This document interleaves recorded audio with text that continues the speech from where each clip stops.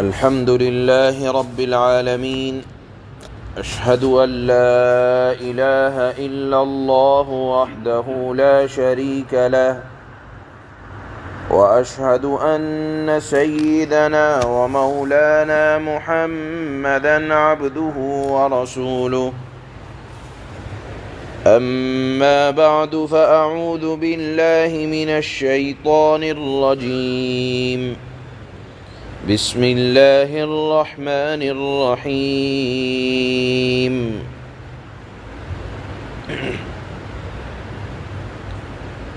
وما تنزلت به الشياطين وما ينبغي لهم وما يستطيعون إنهم عن السمع لمعزولون صدق اللہ مولانا العلی العظیم۔ گزشتہ آیات میں یہ بات آ چکی ہے کہ قرآن یہ رب العالمین کی طرف سے نازل کی گئی لانے والے حضرت جبرائیل کے واسطے سے اللہ نے اس کو جناب رسول اللہ صلی اللہ علیہ وسلم کے دل پر عربی زبان میں الفاظ اور معانی کے ساتھ اس کو نازل فرمایا۔ کفار مکہ اور مشرکین عرب قرآن کے معجزانہ بیان، فصاحت اور بلاغت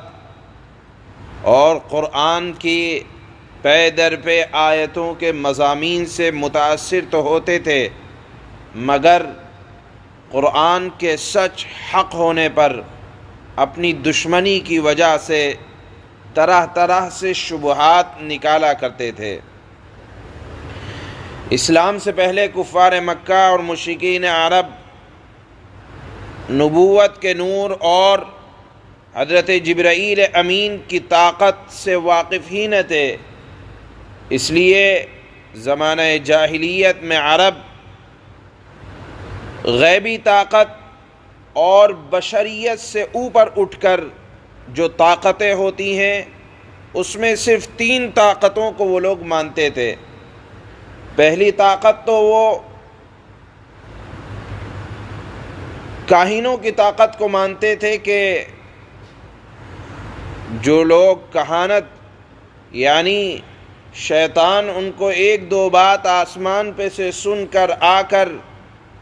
کچھ دل میں بات ڈال دیا کرتا تھا، اس کو مانتے تھے کہ یہ بہت بڑی طاقت ہے، نبوت کی طاقت کوئی طاقت نہیں ہے۔ یا پھر جادو کی طاقت کو وہ لوگ سمجھا کرتے تھے کہ جادو بہت بڑی چیز ہے۔ یا اسی کے ساتھ وہ لوگ شاعروں کے کلام کو جو شیاطین ان کے دلوں میں ڈالا کرتے تھے اس کو بڑی چیز مانا کرتے تھے۔ لیکن قرآن جب نازل ہوا تو قرآن کے اندر نہ تو کاہنوں جیسی بات تھی، نہ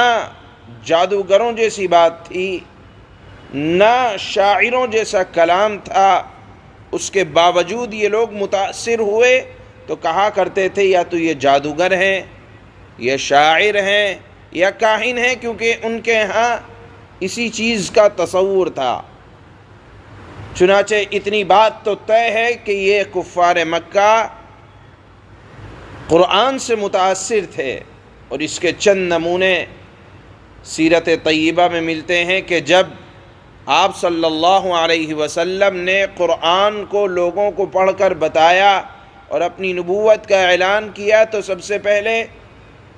کفار مکہ نے اپنا ایک ایلچی اور وکیل کو عتبہ کو بنا کر بھیجا کہ آپ جائیں اور جناب رسول اللہ صلی اللہ علیہ وسلم کے سامنے دنیا کی لالچ رکھیں اور ہر طرح کی ان کو آفر دیں کہ آپ اپنے اس کلام سے باز آ جائیں۔ لیکن اللہ کے نبی صلی اللہ علیہ وسلم نے جب قرآن پڑھنا شروع کیا اور عتبہ نے زبان نبوت سے قرآن کو سنا تو اپنا ہاتھ آگے بڑھایا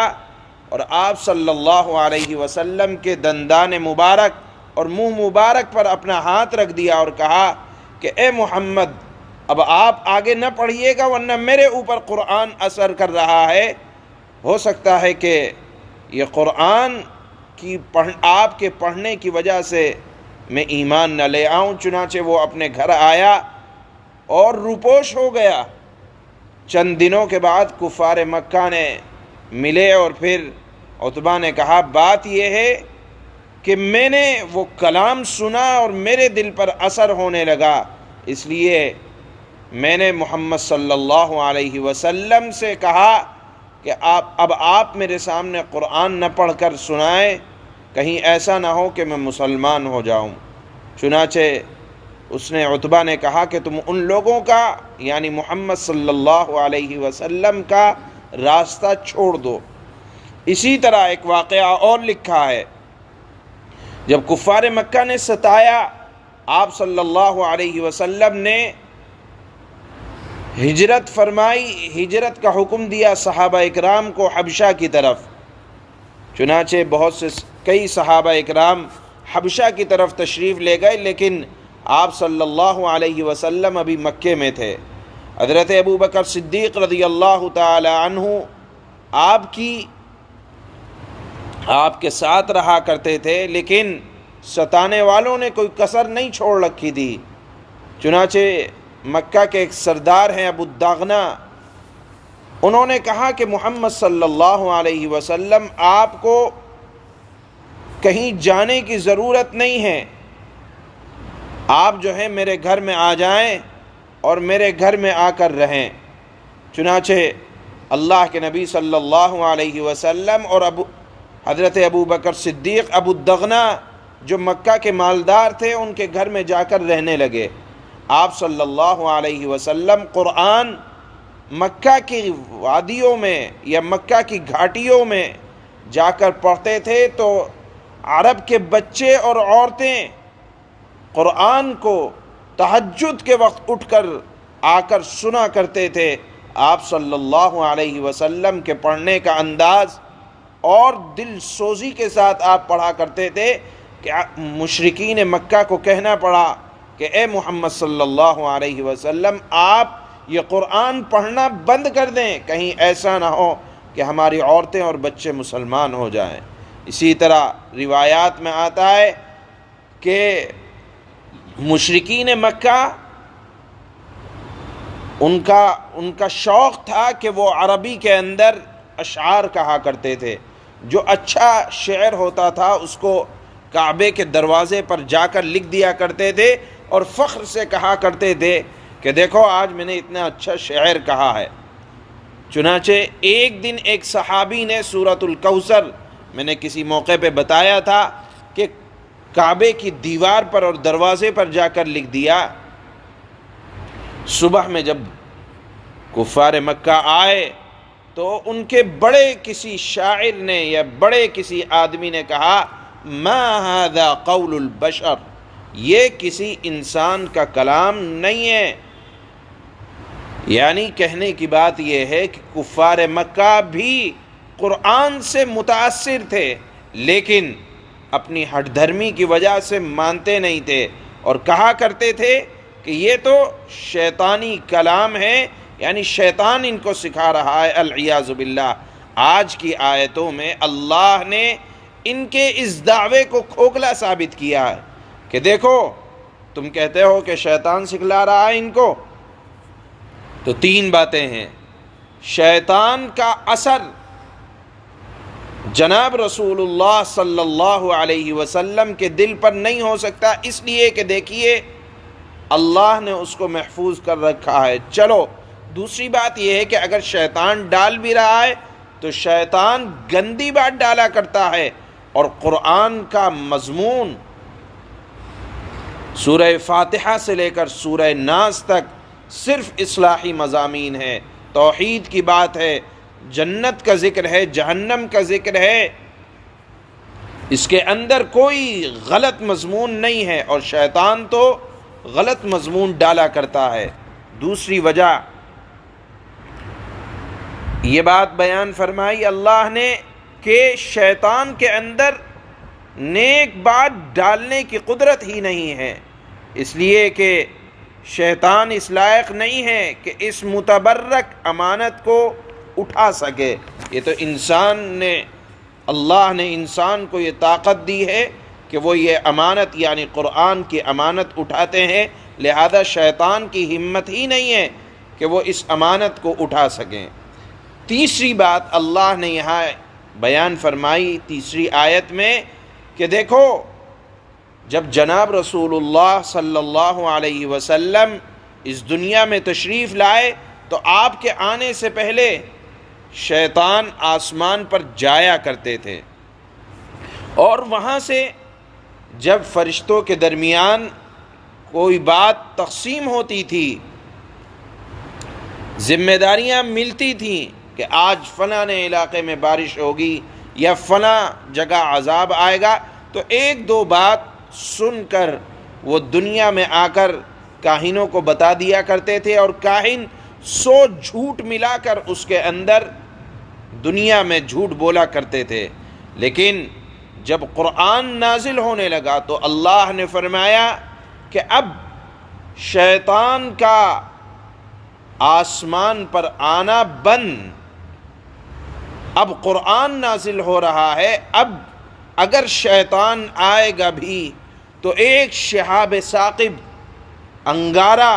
اس شیطان کا مقابلہ کرے گا، اور آسمانوں تک آنے کا سلسلہ اب بند ہو گیا۔ اللہ فرماتے ہیں کہ یہ رب العالمین کا کلام ہے، شیطان آسمان تک نہیں آ سکتا، اس کے تمام دروازے بند کر دیے گئے ہیں اور محافظ اور پہرےدار بٹھا دیے گئے ہیں۔ اب اگر آئے گا بھی تو شہاب ثاقب اس کا مقابلہ کرے گا۔ گویا کہ یہاں اللہ نے بیان کیا کہ نہ تو یہ شیطانی کلام ہے اور نہ شیطان کی ہمت ہے کہ وہ قرآن کو پہنچا سکے، اور پھر نہ شیطان آسمان پر جا سکتے ہیں، لہذا تینوں اعتبار سے کفار مکہ کی کہ اس عقیدے کی اللہ نے تردید فرمائی، جو کہا کرتے تھے کہ محمد صلی اللہ علیہ وسلم کو شیطان پڑھ کر سنا رہا ہے۔ ایک موقع پر وحی کے آنے میں دیر ہو گئی تو ایک عورت نے کہا کیا بات ہے کہ تمہیں جو شیطان سکھلاتا ہے وہ نہیں آیا؟ گویا کہ وہ یہ عقیدہ سمجھتے تھے کہ ہے تو قرآن کے اندر جان بہت، لیکن ان کو یہ شیطان سکھلا رہا ہے۔ اللہ اس بات کی ان آیات میں تردید فرماتے ہیں۔ اللہ فرماتے ہیں وَمَا تَنَزَّلَتْ بِهِ الشَّيَاطِينُ، اور اس قرآن کو شیاطین لے کر نہیں آئے ہیں، وَمَا يَنبَغِي لَهُمْ وَمَا يَسْتَطِيعُونَ، اور یہ قرآن ان کی حالت کے مناسب ہی نہیں ہے، کیونکہ شیطان تو گندی بات سکھلاتے ہیں اور قرآن